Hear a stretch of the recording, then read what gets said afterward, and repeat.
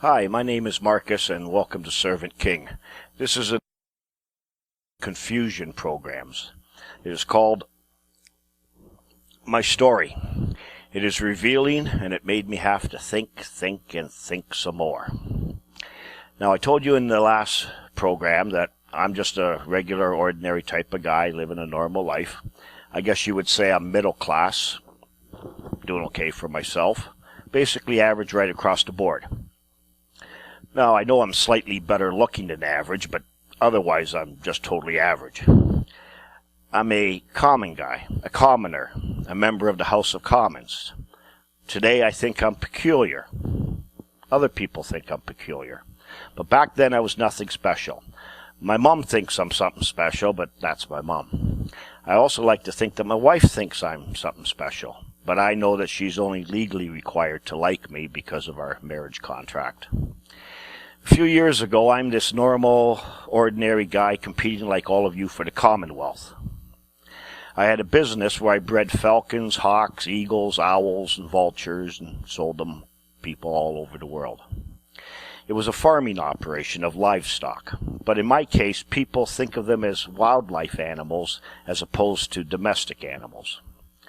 Then one day, new laws are passed, legislation. And I now need a license to keep all my birds. It's the law. Now, being dumb as a box of rocks, I react to this like I'm supposed to. Hey, this isn't right. I think I will protest. How can my government pass a public law regarding my private property? Of course, today I can think clearly, and I can see things. Today I think rather than react. But I need to tell the story as it happened then. So I thought my birds were my private property. You see, I had worked hard, I contributed to society, I paid my taxes, I paid my share.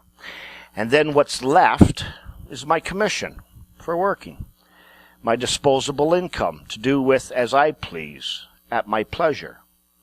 So, instead of buying maybe a TV or a snowmobile or whatever people buy with their money, I bought falcons and hawks.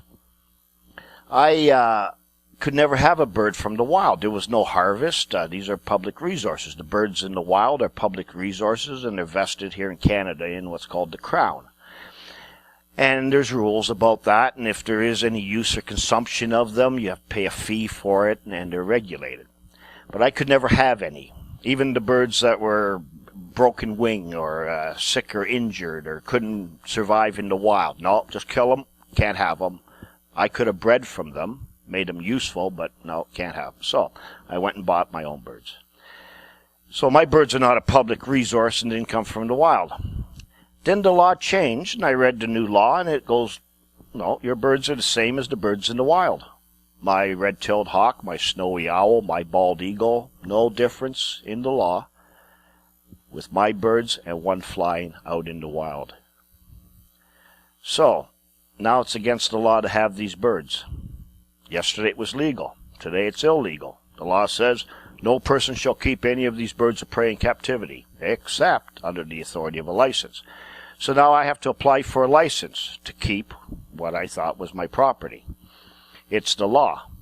Now you can't just go get a license. You can't just say, I'd like to have a license to keep what's mine. No, you have to beg for it. You have to plead. You have to request. Not only that, you have to pay a fee for that. So, if I want to keep the fruits of my labor, 30 years of work, sacrifice, I have to beg to keep it. I have to pay a fee to keep it. It may be approved, it may not be approved. If I don't get the license, I lose everything. I guess the owner comes and takes them. I'm not sure at this point how this works. So you see, yesterday what was right, today is only just a privilege. It's no longer right to keep birds of prey. And when I explain to you what a license is, you will understand this. This will come a little further on in the programs.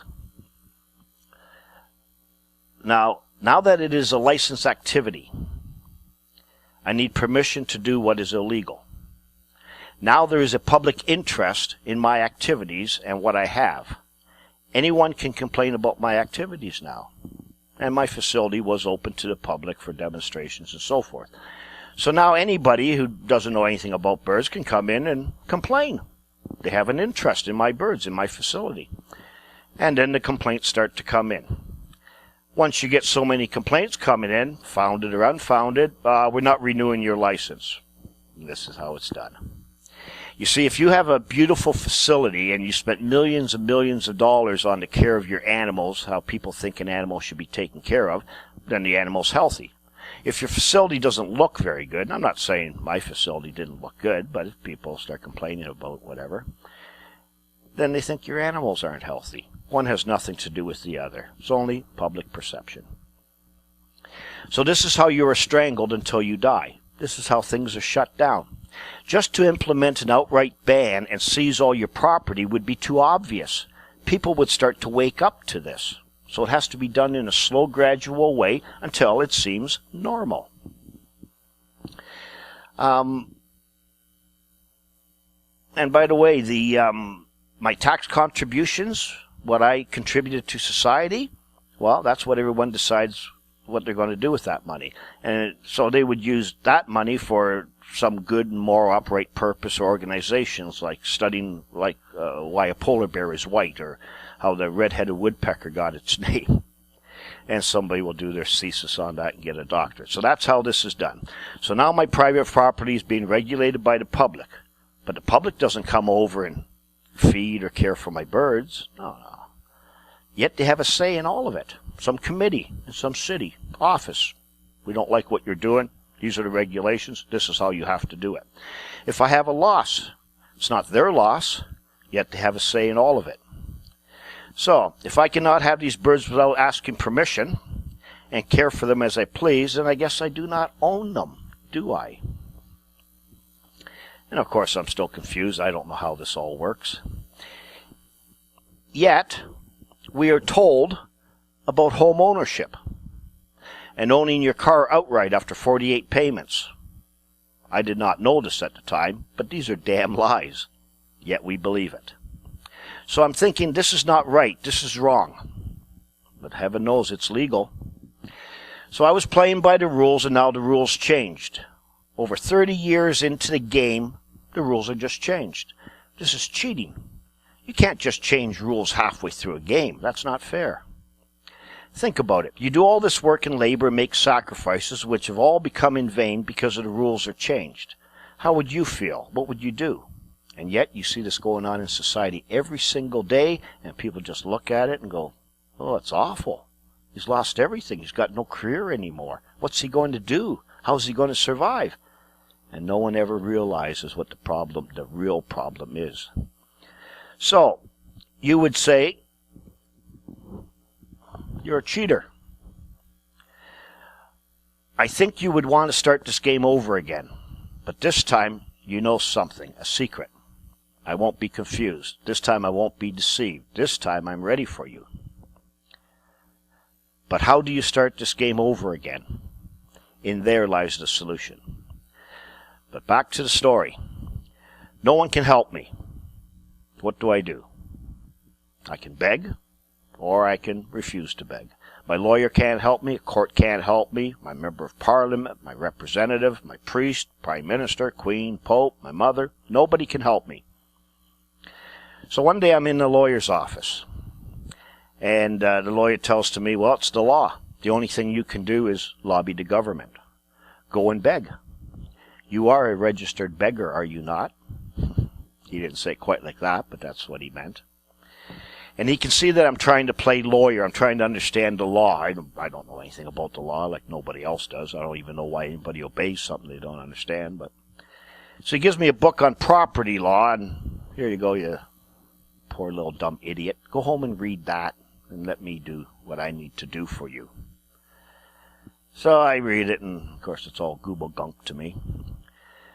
And I return it in a day or two. And while I'm in the front waiting area of this law office, the senior lawyer, he knows me and he knows what's going on, and he can see I'm upset about this. And he says something to me that's quite shocking. This is what he said. He said, "You do not own anything, Marcus. Not in this country you don't." And I thought, oh, I didn't know that. I wonder who else knows that. Now, a lot of people think they know that. A lot of people were probably told, maybe by that same lawyer. And they just walk away, like shake their head, and I don't understand that. I guess I don't own anything, and just go back to whatever they were doing. So I would never figure that out. I'm not that smart. You see, you cannot figure out deception. This is what I told you before about deception. There is no way to do that. No one that is deceived has ever known it. This was just a stroke of luck. Just pure luck.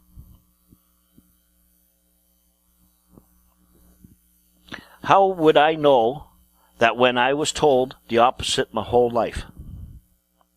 I was told a lie. This is a fraud. You see, it's not even that I didn't know this. It's that I was told the opposite on purpose, tricked on purpose, deliberately. That's deception, and that's a fraud, and fraud is a crime. Now, I've told, I don't know, maybe 50 people since then that you don't own any property. Nobody cares. Everybody likes being a beggar. Or they go trying to, hold some of their own vanity, their own whatever, and go, well, I know I don't really own anything. But it doesn't bother anybody. It doesn't even bother them who actually owns everything. So, little did I know at this time, it was just the tip of the iceberg, meaning I couldn't see the rest yet.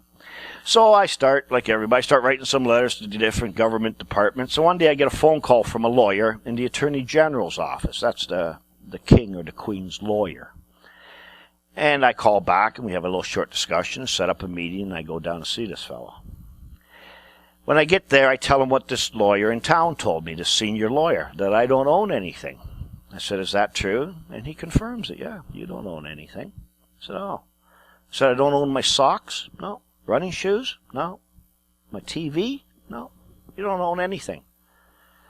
So in fact, I do own something. What I own is nothing. That's what I own. So I ask him, we're sitting at a table in a little boardroom there, and I asked him, I said, if I don't own anything, why would I pay for anything I don't own? How could I ever have a debt for anything? And he sat there and he looked at me and paused. A good 30 seconds went by. He paused and waited. He did not know how to answer this question. This little master of confusion. He did not know how to answer that question. Finally, this is what came out of his mouth after a long pause. He said, if you had never applied for a birth certificate, you would still own your property. Now, what does that mean? I haven't a clue. So, when you apply for a birth certificate, what does that make you? Makes you a loser. Hey, loser. Loser of property, according to him. Now, what he said now, from what I know now, is that's sort of right, but not totally right. But again, he didn't know how to answer it. So it took me well over a year just to learn that when you want to understand anything, you have to go back to the root of the thing. Where it began, the source, the cause of an effect, the origin. It sounds like a simple idea, but nobody does it. So, the word author means one who produces, creates, or brings into being. The beginner, former, or first mover of anything. Hence, the efficient cause of a thing. So somewhere I must have authorized something to start something. So, I go to where all information for government things starts. Starts with, I was born and a statement of birth was made. My parents filled out a statement of birth. I'll show you what one looks like. If you've never seen one before, you don't get your statement of birth. They have that now. They won't give it to you. But they'll give you a certificate of the statement of birth. So a lot of people, when they look at this, they think, oh, that's a statement of birth. No, that's a certificate. And what's photocopied on the certificate is the statement of birth. So the statement of birth is certified by the certificate. Okay? And so I go into the office of the Registrar General with my regular small birth certificate, and I ask him if I can see a copy of the statement of birth, of my birth. So they look at my birth certificate, see my name, and they went and got a copy. And the young guy comes over to the desk, and he's holding it like this, and he goes, "Here, have a look." So I hold it from the bottom, and but he's standing there, and he's not letting go of it. And I thought, that's weird. So I said, "Could I hold it?" He goes, "No." And he wouldn't let go of it. I said, "Why won't you let go of it?" He goes, "A little while ago, a lady ran out of here with one of these." And I thought, so what? It's just a stupid statement of birth, right? Somebody filled out a government form. That was the first strange thing, okay? I look over to the left, and there's 4 police officers standing up against the wall. This is the place where you get birth certificates, death certificates, marriage certificates. You want to change your name, fill out an application to change your name.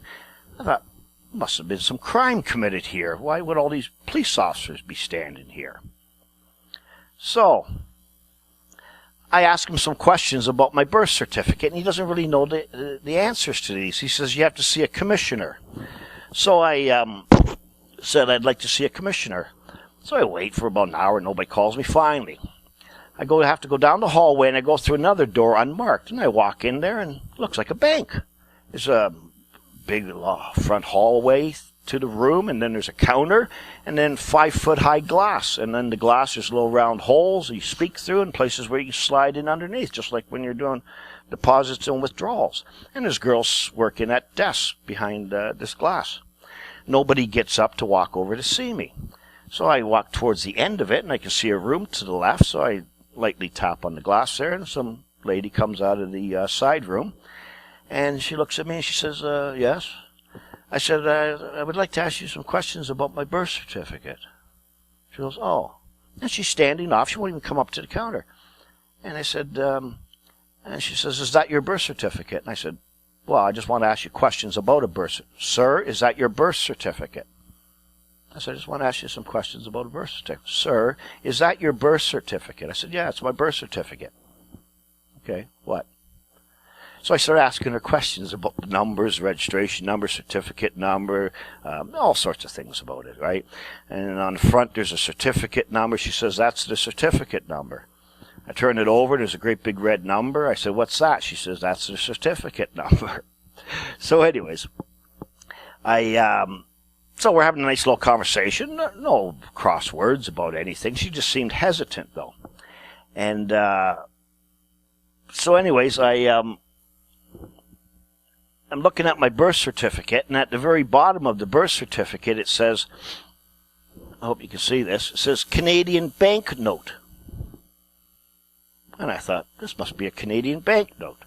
And what do you do with a banknote? Well, it's redeemable to bearer, I guess. So I asked her, I says, is my birth certificate, is this a Canadian banknote? She says, yes. Wow. So I thought, okay. So I take the birth certificate and I slide it underneath the glass, and I said, I'd like to redeem my Canadian banknote, please. And she says to me, she says, now you can redeem it if you like, but there is no cash value. You see, after reading all the stuff on the internet and all these people out there that don't know anything about this stuff either, like I don't, I thought, wow, I've hit the jackpot. Just redeem my birth certificate, my Canadian banknote. And if you believe the stuff you read on the internet, she's going to come out with a wheelbarrow full of gold coins or something, like some private account that's got all this money in there for you. But she says you can redeem it, but there is no cash value. Just as she says that, all of a sudden there's a voice right behind my head, and it says, excuse me, sir, but I've been asked to ask you to leave. So I turn around and look, and there's a police officer standing right up against me. And I look at him, and I thought, wow. So I looked back, and I said, you can ask all you like. And I turned back to the glass, and the girl was gone. So I tapped on the glass again. She comes back. By now, I'm sort of flustered. And asked her a couple more questions or whatever. And then I left. As I left, the police officer standing up against the wall. I said, so you were going to throw me out of here for asking questions? No, I was just asked to ask you to leave. So I thought, what's this all about? Creepy, wow. Something strange going on here. It should tell you that whatever you're involved with here is none of your business, or you're involved in something that's none of your business. A huge revelation. Anyways, about a month later, I go back with certified statement of birth. It's the only document I had left. And as I walk into the same room, there's a police officer standing down the hallway a little bit. As he sees me, he backs out of another door. I thought, wow, do I have leprosy or something? This is creeping me out. So I go over to the counter again, tap on the glass. A girl comes up, and I ask her some questions about this document. She doesn't know the answer. She gets another girl. She gets another girl. Before I know it, there's 3 or 4 girls standing around. They're not going back to their desk. They're all sort of like, why is he asking these questions? What's this? You know, they're all sort of nervous about this. So I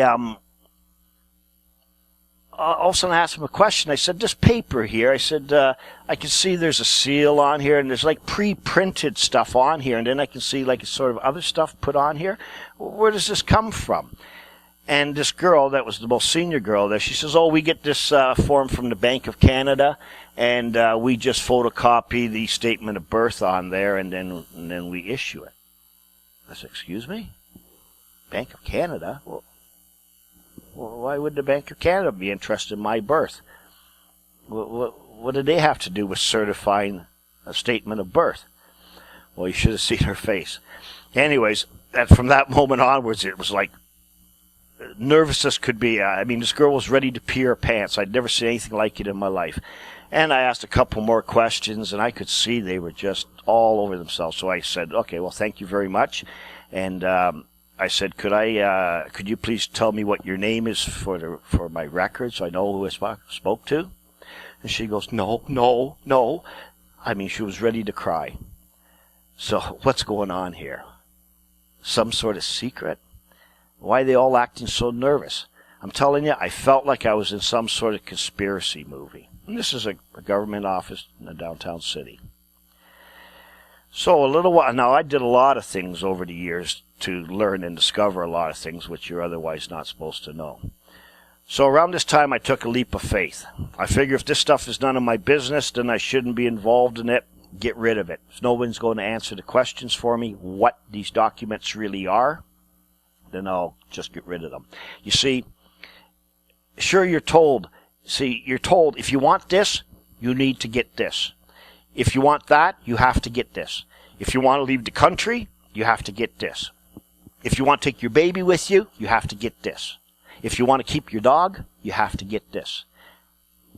Doesn't matter what you want to do. If you want to do that, you need to do this. But what's going on here? Is there some sort of authorization that I'm doing? Or making some sort of agreement or contract or whatever? I know nothing about the law. So I go back into town, go see my lawyer, and I tell him this. And of course, he's just being evasive as can be. Whether he knows things or not, I don't know. He can't answer, won't answer, he just answers in a stupid way. So, what did I do?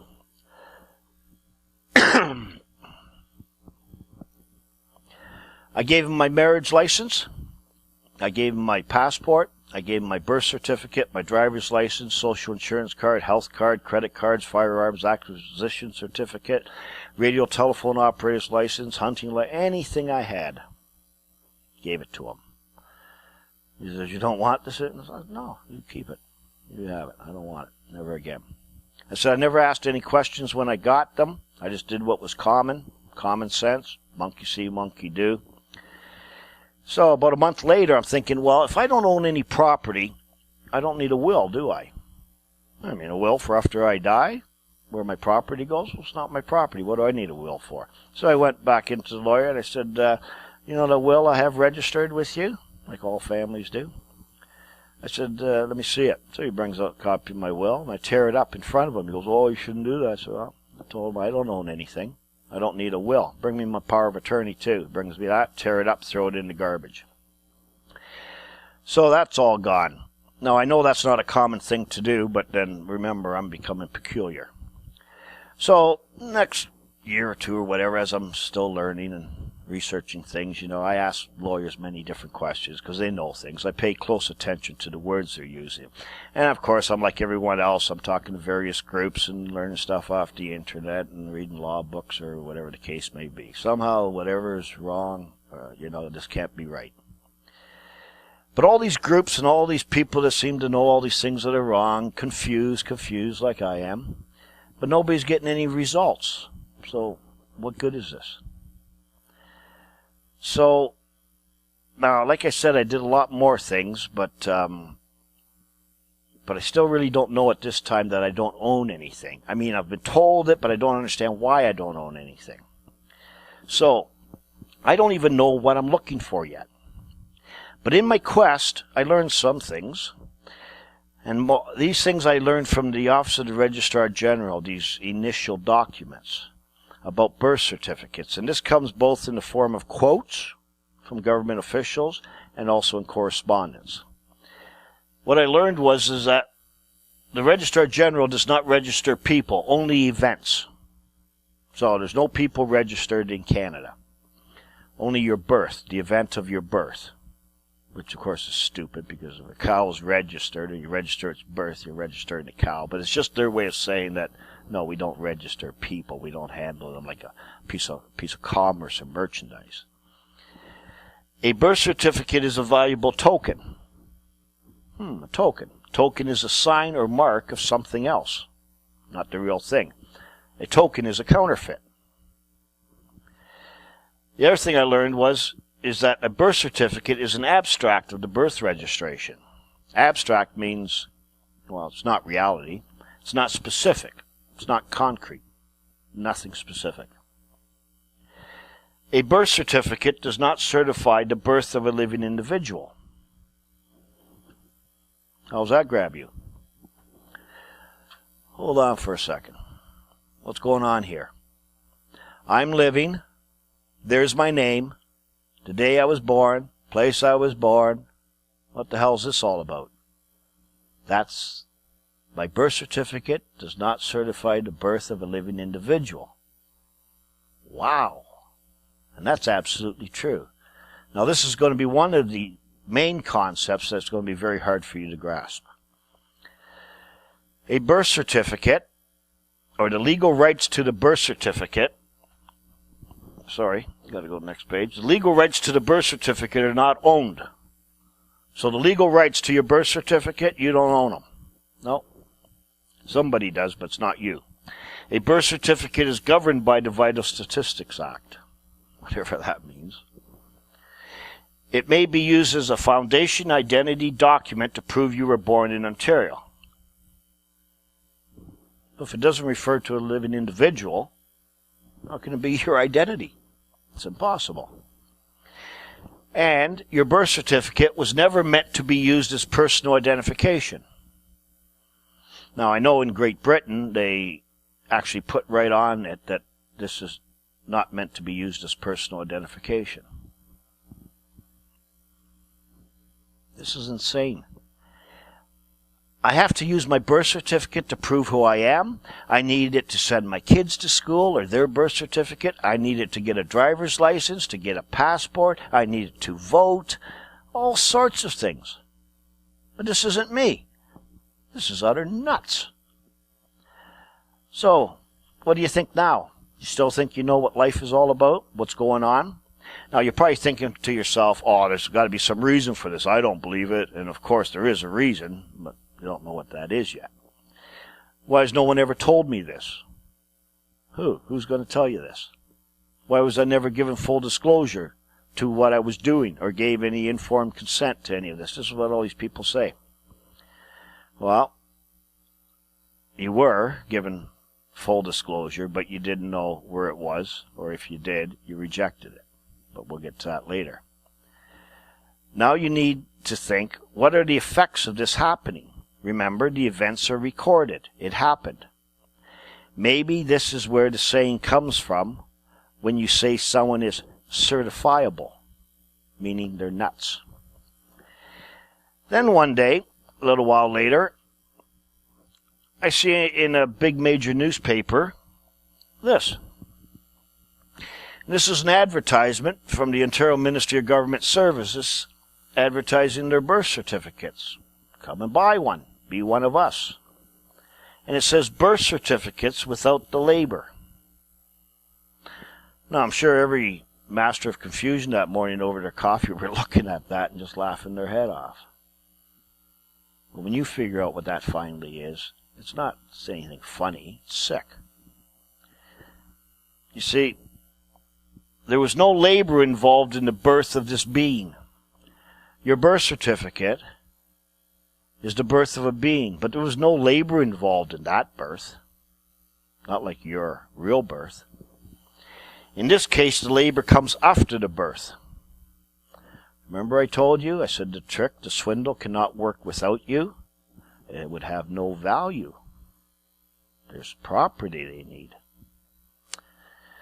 So I also learned that when you use your birth certificate as identification, you are only purporting to be this birthed being.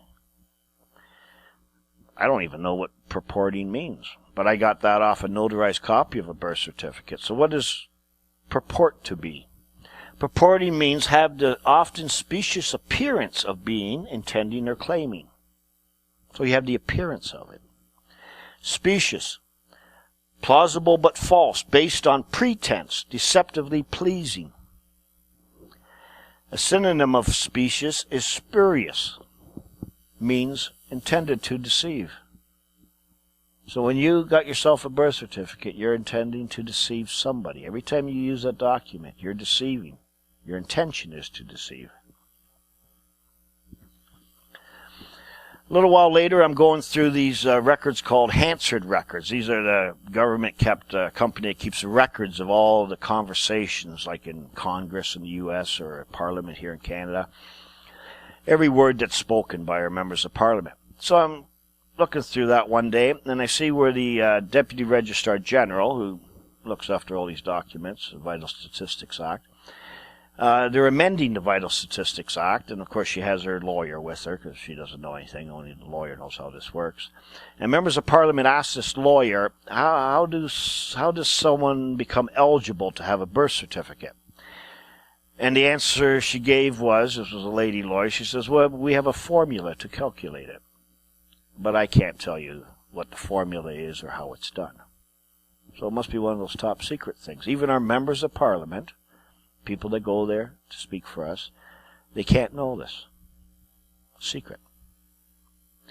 Now, I've seen on a number of these statements of birth, I see numbers down the side here, like someone's marking a test or doing some calculation or tabulation or grading system.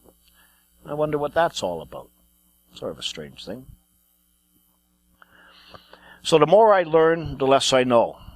Very confused now. What does this all have to do with the law? So I'm now at the point where I know I don't own anything. You are a professional beggar. Your birth certificate is not you. Someone doesn't want you to know things. Your servants are sworn to some sort of secrecy. Members of Parliament cannot know some things. What the hell's going on? I'm starting to feel like I'm in some conspiracy movie. It doesn't matter who I tell this stuff to. I mean, if you believe my story, it's true. It happened. If you don't believe it, well, so what? It doesn't matter. The truth is it happened. All this stuff actually happened. So now let me tell you what happens when you don't know how things work and you think, I don't want to be involved in this anymore. So let me tell you what happens when you don't own anything and you refuse to be a beggar, to beg for a privilege from the owner. I had birds for over 30 years. A lifelong work and labor, something I labored for my family, for their security, and so forth. Yesterday it was legal, today it's illegal unless I beg and ask for a privilege and pay money for it, a fee. Please, can I keep my birds? I mean, boss, please, can I keep my birds? They tell you, fill out an application. Maybe we will approve it, maybe we won't. We'll let you know. But I worked my whole life for this. Too bad. It's the law. So here's the answer. They come with a SWAT team.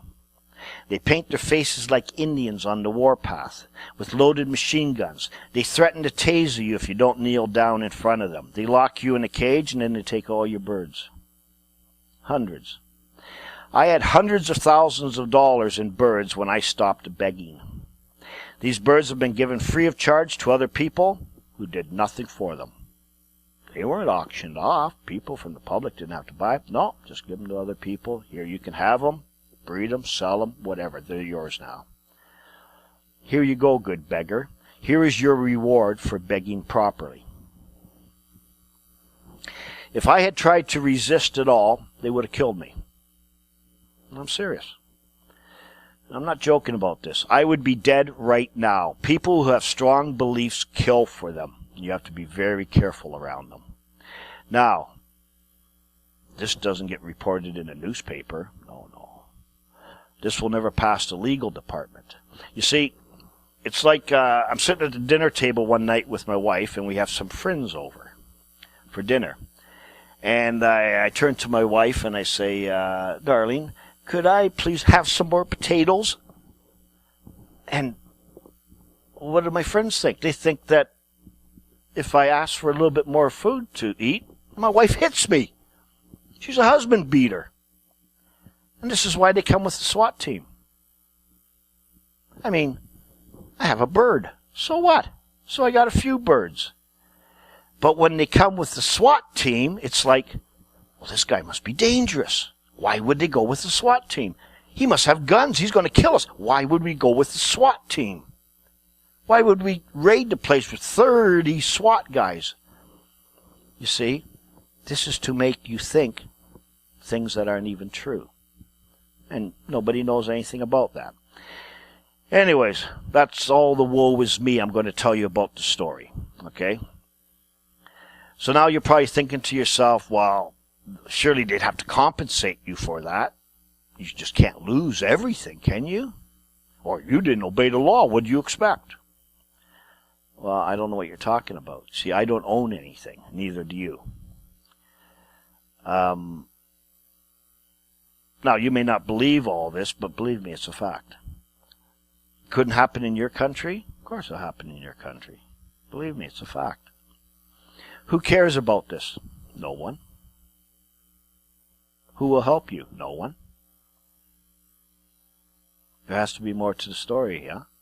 Yeah, there's a little bit more to the story, but everything I've told you is absolutely true. So this is how my story began, a true story. Are you able to figure out what my problem is yet? I told you. Every problem you will ever have in life is the result of owning no property. But I had no idea about that back then. So now, we need to look at what it means to own property. I did not know this when I began, but I do now. So, what does it mean to own property? Property is the holy grail of law. Property is always in the custody of the law. Property is a peculiar, meaning one's own, right in lands and chattels to the exclusion of all others. It is the sole and despotic dominion which a man exercises over the things of the world to the exclusion of the right of any other individual. To own property means that you have the exclusive possession, use, control, management, and disposal of the thing to the exclusion of all others. It is a peculiar right. Peculiar, one's own. Exclusively yours. That's what peculiar means. No other man can tell you what to do with what is yours. This is the foundation of all law. Whoever owns it can rule over it. Now you understand how important it would be to own property. But who wants to be peculiar? We think of peculiar as someone weird, strange. Peculiar. Some people think I'm a peculiar man. Well, I'm certainly not common. Not anymore. Being peculiar is good if you want to own anything. If you own something, you have the exclusive right to regulate it. Like I said in the introduction video, we have all been deceived into abandoning our birthright. Our inheritance is in our birthright, and our property is in our inheritance. Without property, you can have no liberty. Why? Without property, you have no need of dominion. You own nothing to have dominion over. Everything you think you own must be borrowed by borrowing it or using it from someone else. A borrower is always a servant to the lender, and a borrower is always a user. And using what is not yours requires you to take interest in what is not yours. This is called usury. People think usury just has to do with money. No, it's more than that. Also, if you do not own anything, then anything you have must come from the trust of the owner, or you stole it from the owner. There is no other choice. Now, if you do not own anything, then neither does the guy next door. Nobody owns anything. Who then owns everything? This is a good question, don't you think? Can the owner take back anything I have at any time? This is a serious question. How could you ever plan for the future with this uncertainty hanging over you? Could everything I work for and labor for actually come to being in vain? I wonder if I own my life. Can someone legally kill me? Can someone legally sterilize me? Can someone legally inject me with drugs? Can someone legally put a dog collar on my leg and make me stay in my house? Can someone legally tell me I cannot speak to or even see my children? Can my children be legally taken away from me and given to someone else, and I can't even know where they are? What could be more important in life than this? I can tell you that no matter what misery or problem you are having or will ever have, this is the question you have to explore and find the answer to. This is it.